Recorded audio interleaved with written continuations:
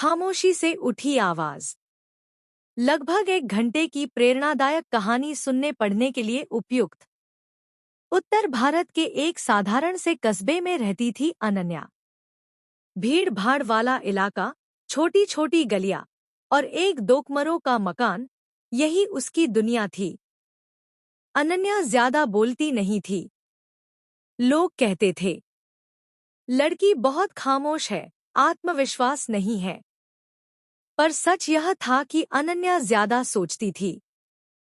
उसके विचार गहरे थे, सपने बड़े थे, लेकिन जुबान पर आने से डरते थे। उसके पिता राकेश वर्मा एक सरकारी स्कूल में चपरासी थे। माँ सुमन सिलाई का काम करती थी। घर की आमदनी सीमित थी, पर संस्कार अमीर। बचपन और पहला डर। अनन्या पढ़ाई में बहुत अच्छी थी। किताबें उसकी सबसे अच्छी दोस्त थी। लेकिन जब भी क्लास में बोलने की बारी आती, उसका गला सूख जाता, हाथ कांपने लगते। एक दिन टीचर ने कहा, अनन्या, तुम लिखने में अच्छी हो, पर बोलना भी सीखो। दुनिया सिर्फ काबिल लोगों को नहीं, खुद को सामने रखने वालों को मौका देती है। ये बात अनन्या के दिल में चुभ गई। पहली हार। 12वीं के बाद अनन्या का सिलेक्शन एक अच्छे कॉलेज में हो गया। घर में खुशी थी, पर उसके अंदर डर। कॉलेज में प्रेजेंटेशन, ग्रुप डिस्कशन, सब कुछ उसके लिए पहाड़ जैसा था।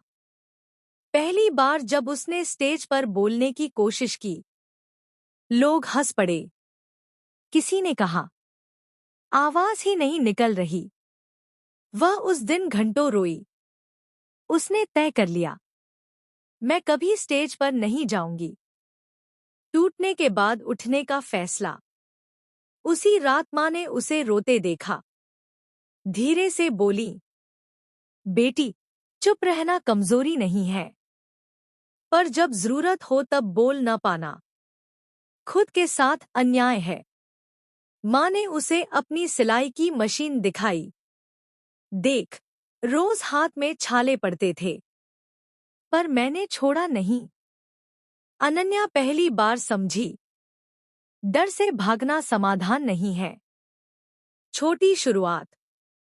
उसने तय किया, मैं दुनिया के सामने नहीं, पहले खुद के सामने बोलना सीखूंगी। वह रोज कमरे में शीशे के सामने 5 मिनट जोर से पढ़ती। पहले दिन आवाज कांपी, दूसरे दिन कम, तीसरे दिन थोड़ा भरोसा। उसने मोबाइल पर अपनी आवाज रिकॉर्ड करना शुरू किया। गलतियां सुनी, सुधारी। धीरे धीरे उसने एक छोटा सा पॉडकास्ट शुरू किया।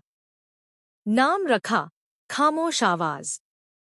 कोई चेहरा नहीं, सिर्फ आवाज। संघर्ष का समय। शुरुआत में कोई नहीं सुनता था। 10 व्यू, 20 व्यू, बस।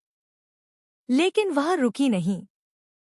वह अपनी ही तरह डरने वाले लोगों की कहानियां सुनाती। एक दिन एक मैसेज आया, आपकी आवाज ने मुझे हिम्मत दी। अनन्या रो पड़ी। उसे लगा, मेरी आवाज किसी के काम आ रही है, पहचान बनती है। धीरे धीरे पॉडकास्ट वायरल होने लगा। लोग पूछने लगे, आप सामने क्यों नहीं आती? अब अनन्या तैयार थी। कॉलेज के फंक्शन में उसने फिर से स्टेज लिया। इस बार हाथ कांप रहे थे, पर वह भागी नहीं। उसने बोलना शुरू किया, धीरे, साफ, सच्चा। पूरा हॉल शांत था। फिर तालियां।